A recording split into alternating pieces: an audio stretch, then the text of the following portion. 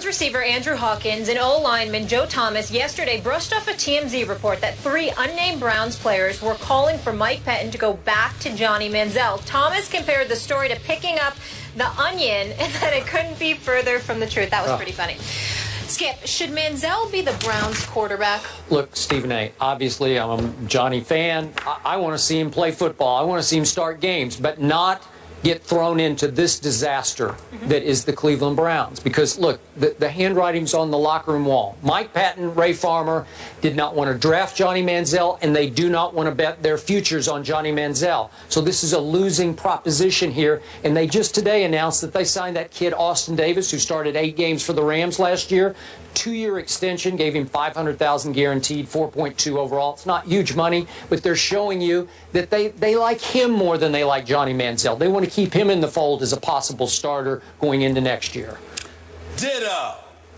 That's all I have to say. I'm looking at the schedule. San Diego, Baltimore, Denver, St. Louis, Arizona, Cincinnati, and Pittsburgh. Those are your next 7 games. You shouldn't want to see Johnny Manziel in there, because if you said otherwise, I was going to sit up here and ask you, I was going to read out these games. I'm going to say to you, do you really want Johnny Manziel in there at this particular moment? But I think he wants to. I don't think so, but I know he wants to be in there. Well, sure he does. I know he wants to. And I do believe some of his teammates would like to see him in there. I know a whole bunch of those fans. It would be much more fun to watch them lose with Johnny than lose with McCown. Let me show you this. They will see him. Against these defenses, I promise you, McCown's not going to last. might not last. Manziel will be back in. No, God bless him. God bless him. We don't wish anything. I'm not talking about him getting hurt. He's just going to get taken that game. Johnny could win more games than McCown?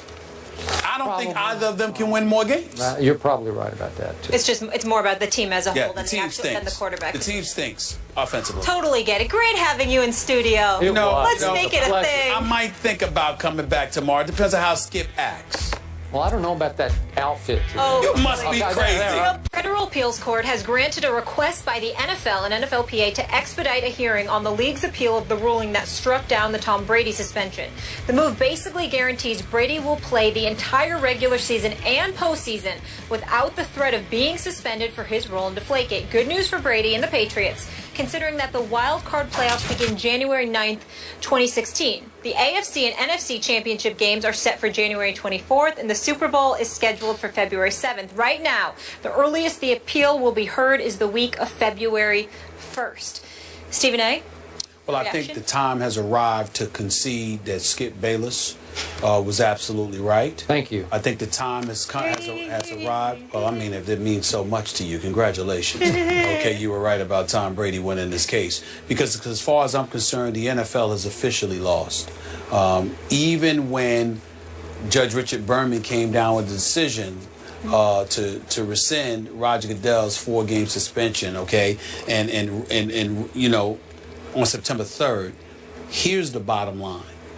At the end of the day, you're thinking that the NFL still has a right to appeal, and the appeal could end up being heard before the playoffs, and Tom Brady can end up suffering the consequences.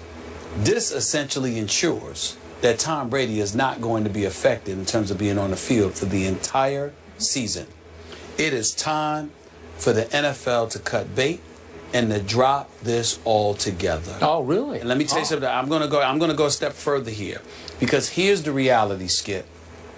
If the Patriots make the Super Bowl and you, as a league, go after Tom Brady still the week of the Super Bowl, a year later, that is beyond insanity. There is no excuse for that whatsoever. I don't give a damn if he is guilty.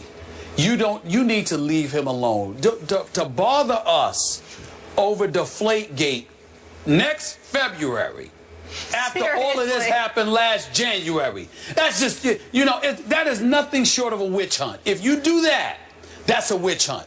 Now, if you want to appeal and appeal and appeal because you wanted it to affect him some game this season, that's fine. But since the case won't even be heard until the week of the Super Bowl, okay, at the very earliest, you can't allow this to even be a story. If you do this, it's beyond football. It's beyond. You have contaminated the game, and you're contaminating your own Super Bowl. Wow. You actually deserve. It won't happen, of course, because we'll all watch. But I literally literally wouldn't blame America for boycotting the Super Bowl. Stop it. No. Of course it's not going to happen. Let's not get ridiculous. Okay. It's not going to happen. But I said I would not blame the American public, the world, if they boycotted the Super Bowl, if the NFL allowed this to be a story the first week in February. Come on now. Just drop just drop it. So what percentage of American NFL, or not American, let's do worldwide NFL fans, what percentage still believe Tom Brady knew about it and lied about it? I think more than 50%. Okay, so to your point, see, then more than 50% of the people would applaud the NFL for continuing to hang in. I disagree because, Skip, I don't believe that the quarterback knew nothing. I just don't believe he actually said deflate the footballs below PSI levels of 12 and a half. What I'm saying to you is this. I don't care, and I think I speak for a lot of folks out there who simply don't care. Now that football has started, we want to see Tom Brady out there performing. We don't care anymore. The NFL had the offseason to handle their business. Okay. You failed in that quest. Let it go. To allow it to become a headline.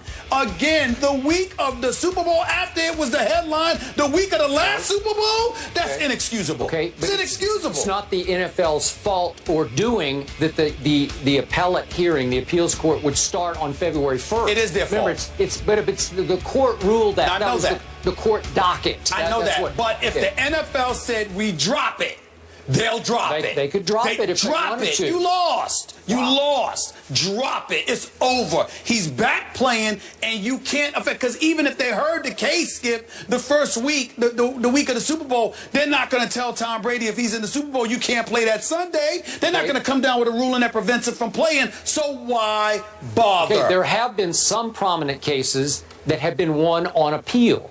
And the most prominent one I know of, speaking of sports, is Maurice Clarett. And it was the greatest injustice, I think, in American sports history that Maurice Clarett won at the circuit court level, at the Judge Berman level, and then lost on appeal to the NFL about could he play as But that's not my issue. My issue, again, is it ain't even whether or not they can win. If you can't win before the Super Bowl, if Tom Brady is in it, we don't need to read those headlines. He's playing anyway, so why bother him? Well, now, if he wasn't playing, if he wasn't playing, that's it. But if the NFL allows this story to contaminate a second consecutive Super Bowl week and Super Bowl, even though Tom Brady is playing, that is tantamount to a flagrant witch hunt. Okay. Let it go. Brady Witch Let it go. I love it. Let it go. If I can let anybody, listen, let it go. He beat him. Okay. He beat him. Let it go. Let it go. And could I take one last second? Sure. For one last time to thank Judge Berman for having the guts to stand up to the National Football League and to put Roger Goodell in his place and to basically ridicule the shaky case made by the Wells Report against Tom Brady. Thank you, Judge Berman. No, but it's the truth. It just took one man to do this. Roger Goodell works for the owners. Stop giving them a pass. He does what they tell him to do. If they told Roger Goodell to drop it, otherwise he was jeopardizing his $44 million a year salary, Roger Goodell is not going to jeopardize $44 million so he can get Tom Brady on deflated football. I don't care. Tom Brady right wins. Here, and the rest of America. Tom Brady wins on the field. He wins off the field. It's he wins in over. court. He wins in the end zone. Hashtag team. I don't care about deflation. He ain't gonna win the Super Bowl this year. I do care about this next subject, though. He will be Johnny backup for another week, but should he be the starter? The guys will get into that after the break.